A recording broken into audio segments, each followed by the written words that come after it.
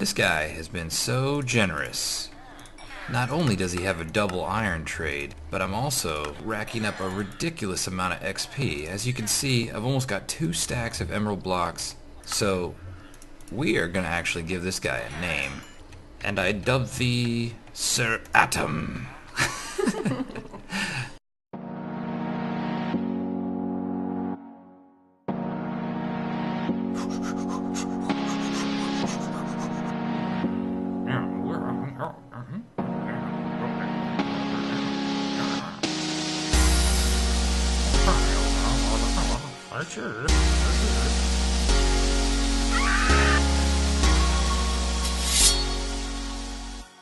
Buongiorno amici, ciao a tutti e benvenuti a Plutonio.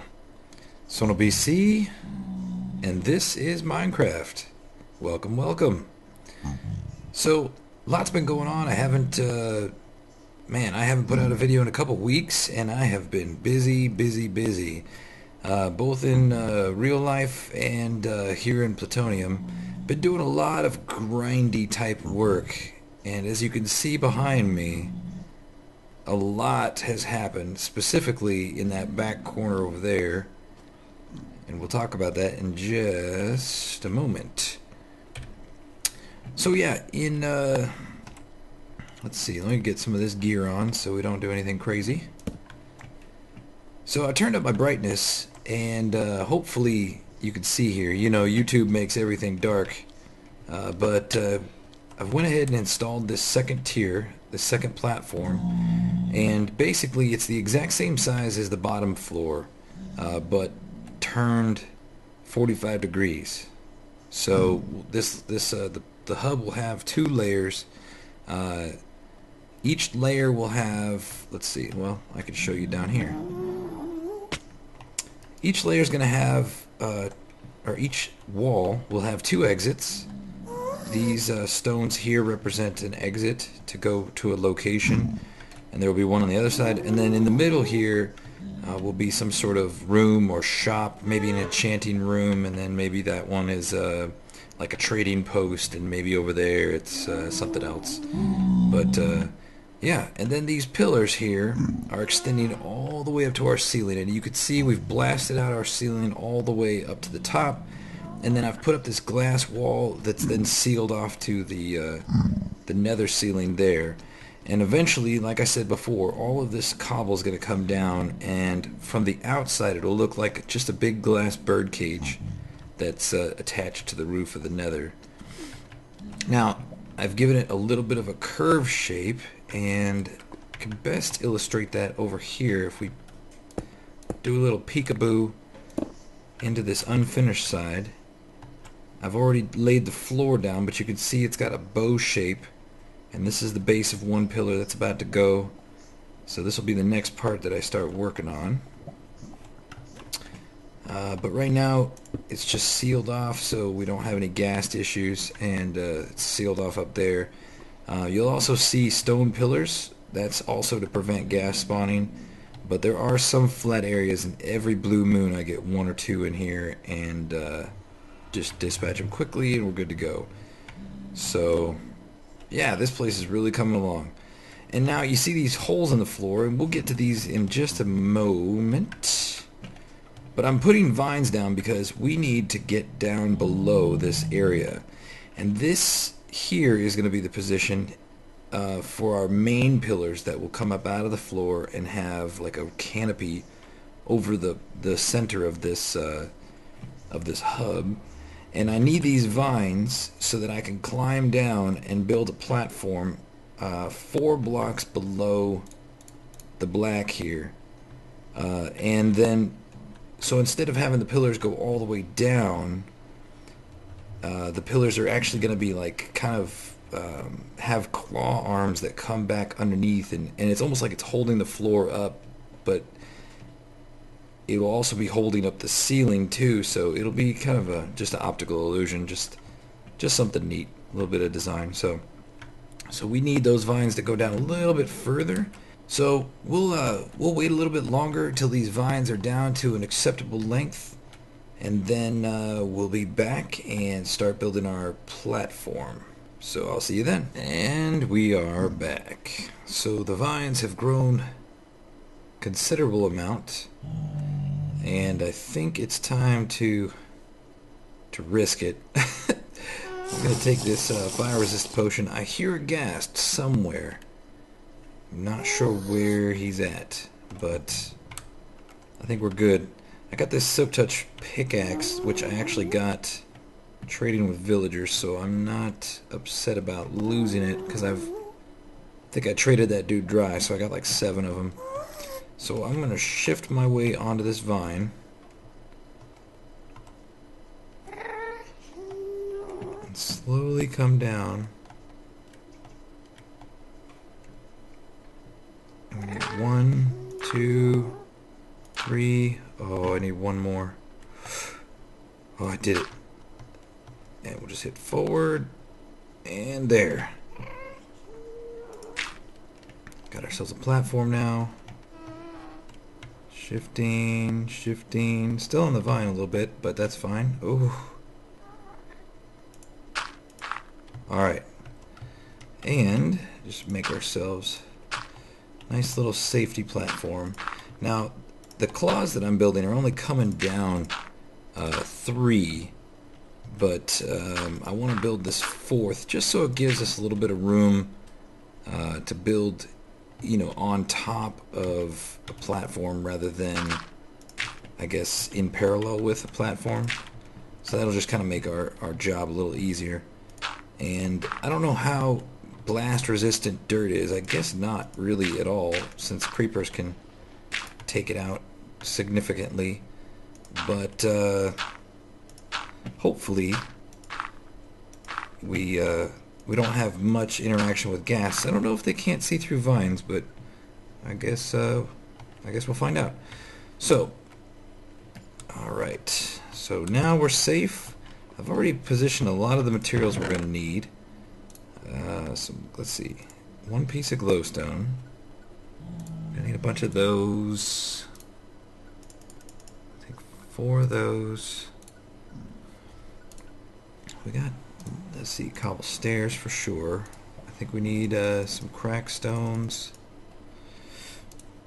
And let's see, some nether slabs. I think I want some nether stairs as well. So yeah, busy couple weeks. Most recently I went camping with my kids up in Germany. We actually went to Garmisch, Germany, which is in the southern part in the mountains, and that was phenomenal. And before that, I had a good old friend, which I talked about in the last video. Him and his family came from Belgium to visit, and he brought with him, oh, that's a lot of slabs. Okay. So one of the reasons they were coming to visit was because it was his vacation time, but another reason, which I found out a little later, was that it was actually recently my birthday. And so him and his family came to help, you know, to visit and to help me celebrate my birthday, which was very cool. And as his birthday gift to me,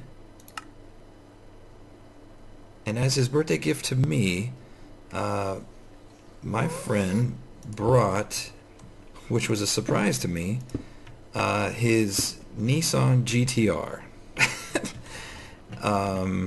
Yeah, Nissan GTR. If you don't know, go ahead, pause this video and Google it and then come back.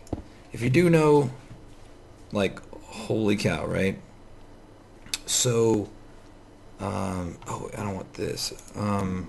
Anyway, so long story short, I've known this guy. We used to live in Belgium a long time ago, and I met this guy actually through the internet, and I kind of just reached out and sent an email out to just a bunch of random people, just saying, hey, you know, I'm a car guy and I'd like to meet other car guys, and is anybody interested in that? And he actually sent actually that one needs to be there. He sent a response back saying, yeah, absolutely, I'd love to meet. How can we get together? Blah, blah, blah. And so, so I drove up to meet him, and, you know, as they say, that was history. So we became really good friends. Spent a lot of time together over the course of the time I lived in Belgium, and you know, traveled to a bunch of different car shows. You know, he's an enthusiast, I'm an enthusiast, and eventually, out of hobby, we kind of started working on cars for like people we knew, and then being a very business-minded person that he is, working at the time as an event DJ, he just started expanding. He created a business, and it just started expanding, and now he pretty much does. Oh, gassed. Oh, please don't come up here. I don't have my bow. I really should have my bow. Oh, he's coming. Oh, that's not good. So he does, I guess you could say he holds contracts on a lot of different skylines in Belgium and well, not Belgium, but in Europe. He does work for folks. He even had a guy, and it's so amazing to think about this if you knew Tom, but he had a guy that actually put his car on a carrier and shipped it from Dubai to have him work on it in Belgium. Just really phenomenal stuff. So he's primarily a Skyline GTR tuner, and he was presented a great opportunity to purchase a one of the new GTRs, and he took it, and yeah, he's done a lot of work on it. It dynos out at just over 700 horsepower of the wheels, and it is amazing. So, unknowns to me, part of his birthday present to me was to drive his GTR to Italy, nice, and let me drive it around basically for 3 days, which was just absolutely amazing. And if I didn't mention it, like I said before, I'm kind of an old fart. I turned 37 this year, which was really great. Besides getting the chance to hang out with Tom, really got some great time with you know, my family. We did some traveling, and then again, like the week afterwards, I got to go camping in Germany in the mountains with my kids. So it was awesome. It's been a very great week or so, and I hope I'm not forgetting any dirt down there, because that would really stink. So yeah, all good things, all good things.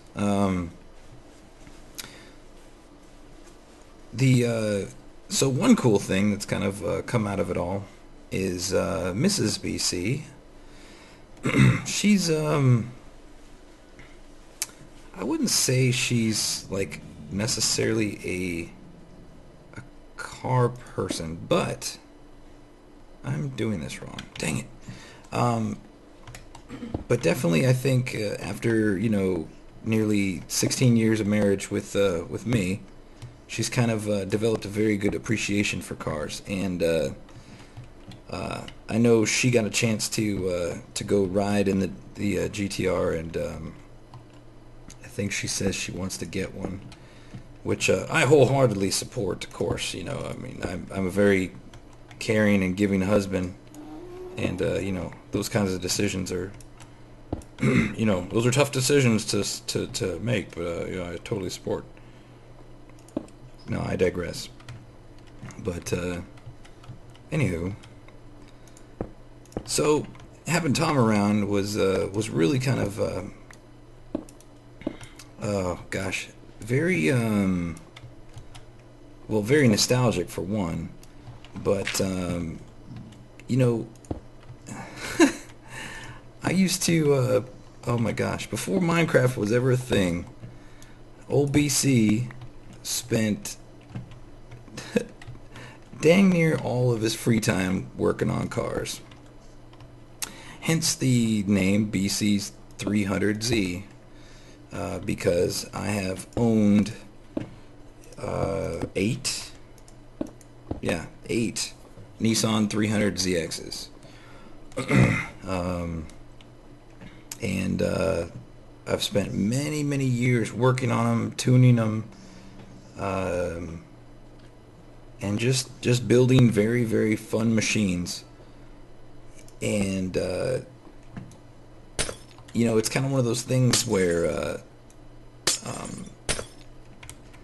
I decided to kind of take a break, I guess you could say. Take a break from working on cars and whatnot, and then Tom comes to visit in a GTR, and oh my gosh, you want to talk about sparking another fire? So kind of got me excited again about you know, working on cars, building cars, driving fast cars. It's always fun. I used to have a Nissan 300Z, one of my favorite one. I owned for the longest of any other car. I had that one for like 8 years.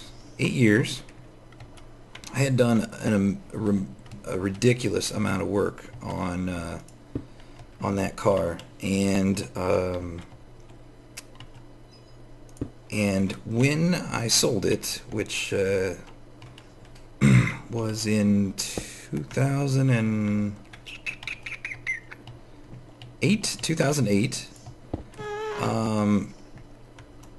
I had dynoed it at oh gosh, I'm trying to dispatch this guy. I had dynoed it at 526, I think.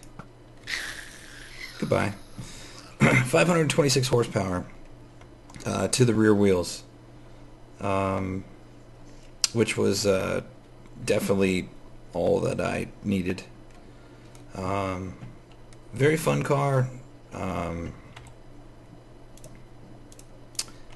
It was oh my gosh, it was like Knight Rider. I had so much work done to that car.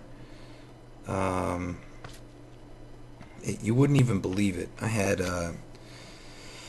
let's see, I had am I doing this right? Yeah. I'm sorry. I'm trying to look at an image here and build at the same time, and I'm realizing I'm kind of painting myself into a corner here because I still have more to do out on the arms. Let's see here.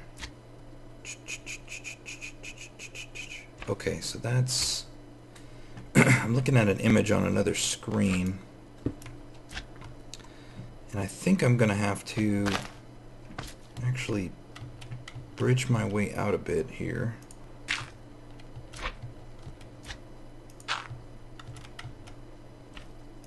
Okay.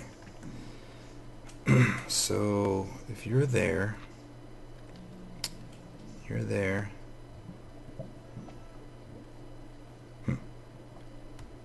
Okay, my brain is not turning correctly.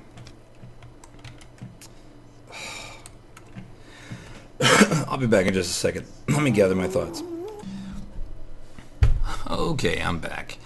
And I went ahead and finished the arm. What was happening is I was losing the perspective of this side of the arm, and I was building outward this way, which definitely wasn't working. I needed to build at an angle. So this is the arm as it's coming out. I don't know if you can get the perspective on it. Yeah, there we go. So it kind of comes down and it's curving outward like this. And then this is kind of like a pad that is holding the glass up. So yeah, and as you can see, still have 9 levels, haven't died, which is great. So let me finish the rest of these arms, and then we'll start working the pillar on its way out.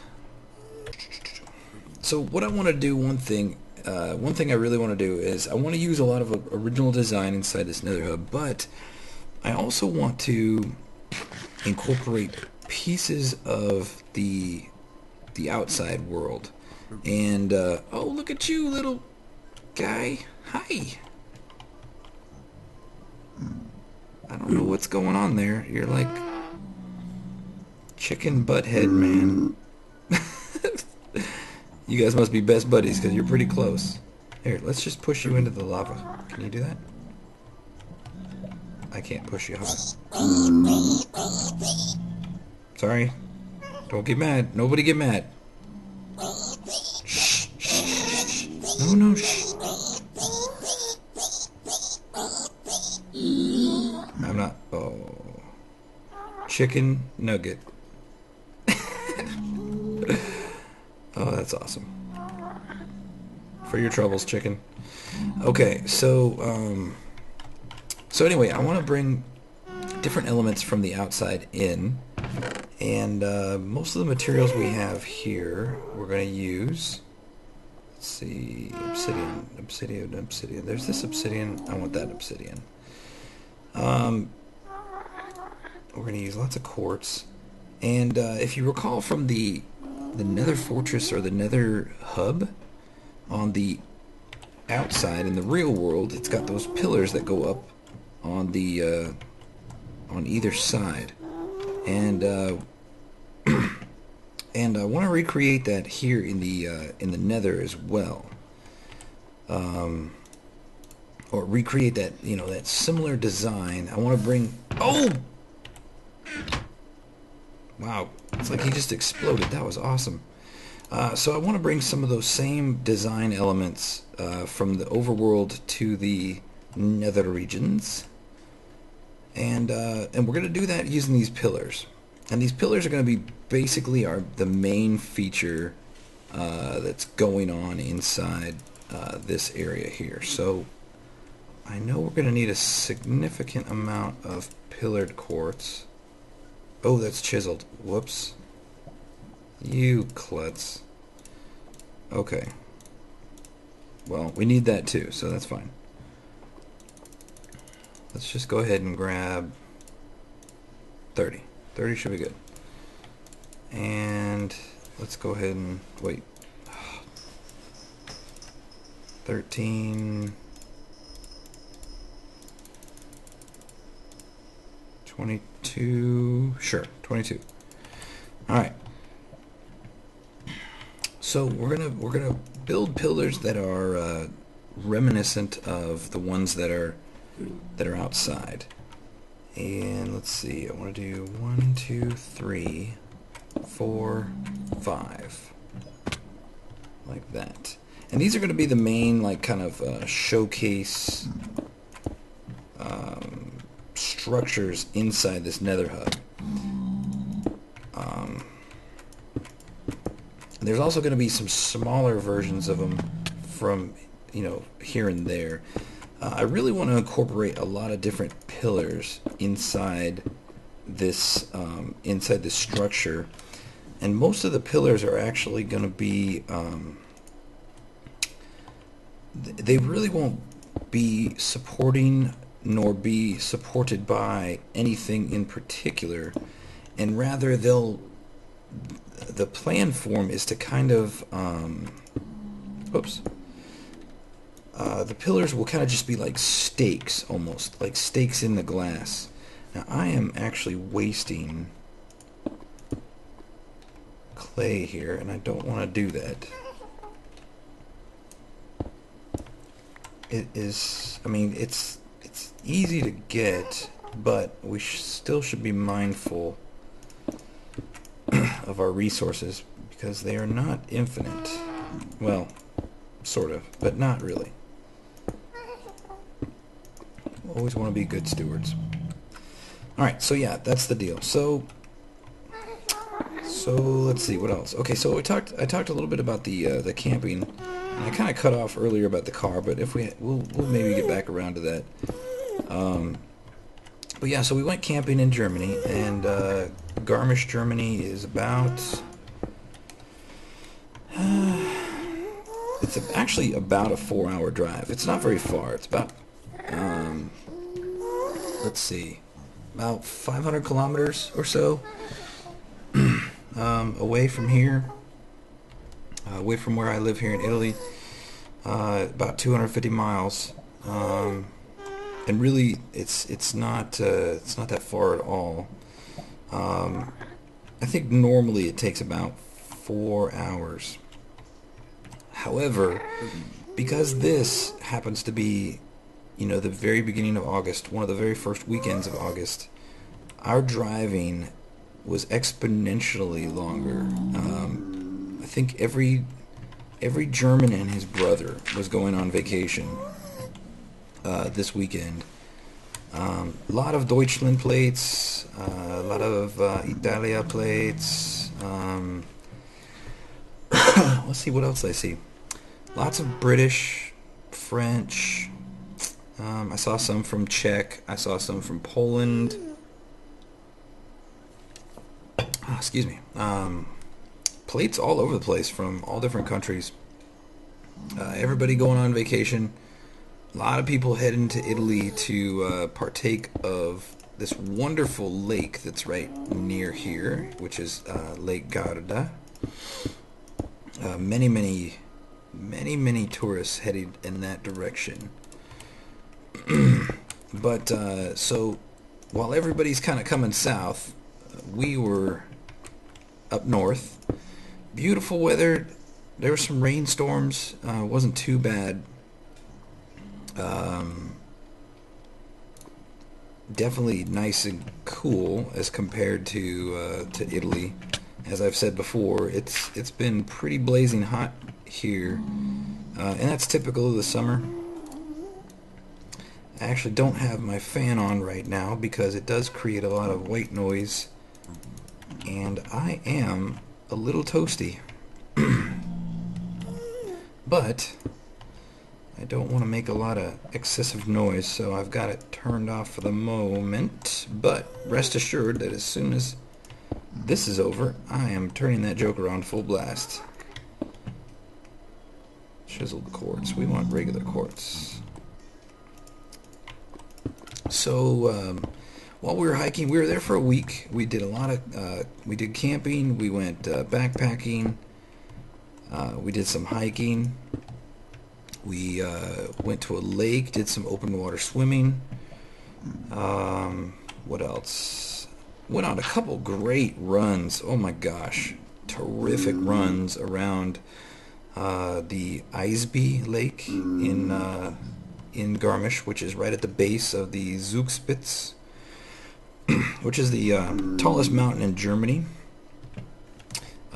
Amazing lake. About 8 or 9 kilometers around the lake in circumference. So one morning I got up early and did a couple laps around the lake, and it was phenomenal. Okay, yeah, so you see the similarities here, right? So let's just keep going. Yeah, great run around the lake. I went really early in the morning and literally had my own private lake when I was out running. It was absolutely incredible. And you know what? We are not going to go any further unless I have that crafting bench. So, nobody to bother me. Absolute and total quiet. It just so happened that day there was no clouds, nothing in the sky. Everything was crystal clear, and the Zugspitze was completely viewable, the entirety of the mountain, and it was absolutely incredible. We did go on a hike. There's another mountain in the area called the Kramer, and that hike was pretty awesome.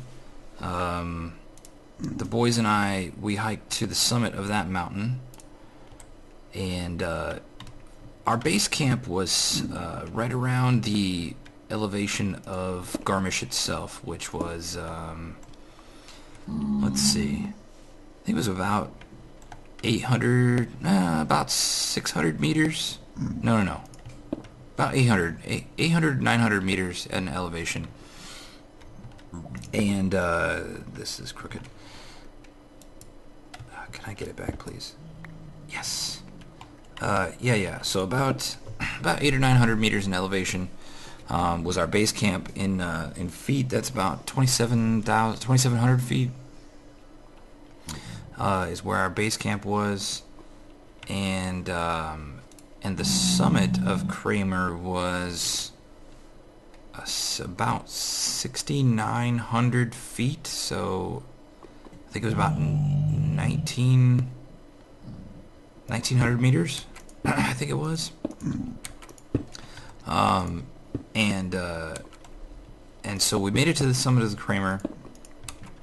And oh my gosh, it was incredible, and it wasn't even a very long hike, which made it very, very difficult. It was about let's see, 4 miles. It was like 4.25 miles. So that's what, about 6.5 kilometers. And so, you know, you do the math, it was 1,000 feet a mile in elevation gain. So it was it was definitely a good workout. Let's just put it like that. So let's see, it looks like I'm a little low on quartz, so I'm gonna have to jump back down, grab some more quartz. For some reason I thought that was messed up. Jump down, grab some more quartz, and then I'll be right back with you.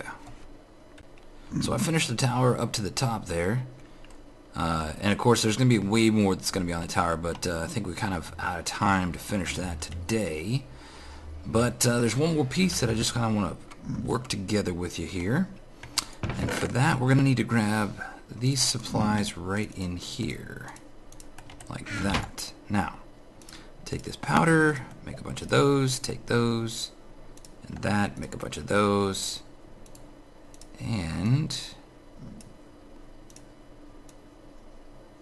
we are going to make 16 ender chests. Perfect. Alright, so the one thing I want to do is, you know, again, all about design, color, you know, and those little things, those little key things that catch your eye. And when I was building this thing in creative, I was trying to figure out, you know, what can I do to kind of change it. And if you look at this pillar, it's already different. It's been stretched out. So this has been stretched, and this is stretched, and I put this keyhole, this eyelet right here in the middle. And that is where these supplies are going to come in handy. So, oh, I made it. Good. So, let's see. First I need some obsidian, and we'll put the purple glass and the ice on the bar. Okay. Let's see. We'll first put obsidian like that there. Perfect. And we're going to do the same up on top like that. Perfect. And let's see. Let's eat a potato because that's what we need to do. And, okay, so I'm going to take the ice, top and bottom, and we don't have any light sources or anything around, so this ice should be perfectly fine and shouldn't melt. And then I want to, let's see, yeah. So I want to take these ender chests, and I'm going to stack 3 like that, and I'm just going to go to each side, just, I don't know, for the sake of symmetry, let's just say that. And that way these ender chests, their front latches are facing into the quartz block. So if we're looking at these from the ground, we shouldn't be able to see any of these latches. And then right here in front of the ice, I'm going to put this purple glass, and we're going to go ahead and knock this stuff out here.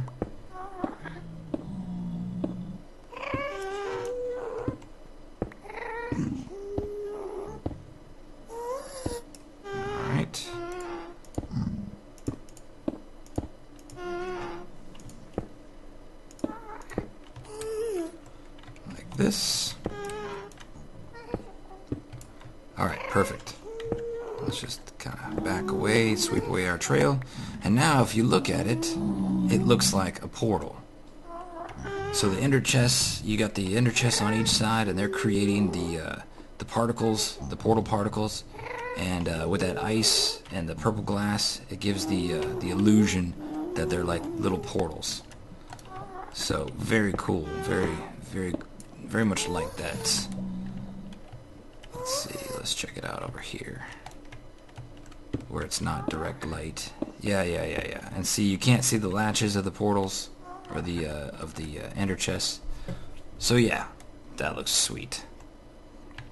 Anyway, I think that's definitely going to be our time for now. I am going to clean this up, and then what I'll probably go ahead and do is so as I talked about here, I'm starting to build the outer wall. It's a very long and repetitive process to build these pillars that are like 100 blocks tall. Oh, excuse me, burpity burps. Probably 40-50 blocks tall. Just a very long and repetitive process, so definitely not something you guys need to see me do. But you know, just building these pillars just to give a little bit of inspiration and ideas. And I'm gonna finish the other 4. There's 4 major pillars and 4 minor pillars. So I'll probably get all those knocked out, and then the next time we come together, I'm actually thinking about going back over to the golf course. I think the Nether.